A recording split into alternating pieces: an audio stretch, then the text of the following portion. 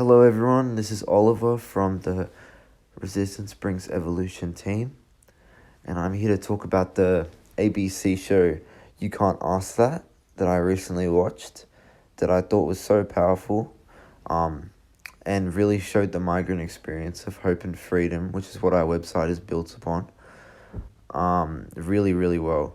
And so basically, what the show involves is participants delving into these taboo subjects by answering questions sent in by the Australian public. So today I'm going to go through and analyze the episode involving refugees and migrants to Australia. So the purpose of this show is to show the struggles they face in Australian society and have been through in the past in their journey to this new home that they have. And through these questions that they ask, they show that their life isn't particularly the greatest by answering these questions that Australians have about them. And so these questions are the main structure of these episodes.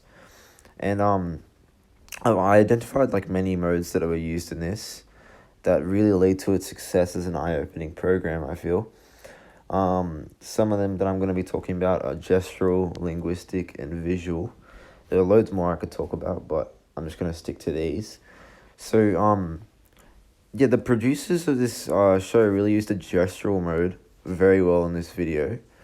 With the people picking up the questions, there was like a little pause every time they picked it up, and it really creates such a sense of suspense and tension when they do that. Just with the viewer like waiting to hear what the next question is, and wonder what it will reflect about what the audience's beliefs about these refugees, and that's what makes the show so interesting.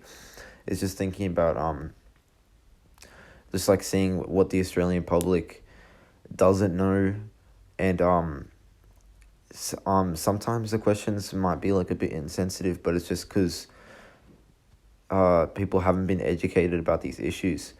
The second mode that I identified was the linguistic mode, and it can be seen in the bold words that pop up on the screen that really add to the impact of these questions. And again, add to the ignorance of the public.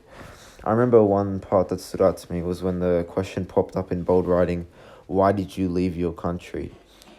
And I thought it was so powerful just because the question was left on the screen for a couple seconds, just leaving us as the viewer to reflect on our lack of knowledge of these experiences.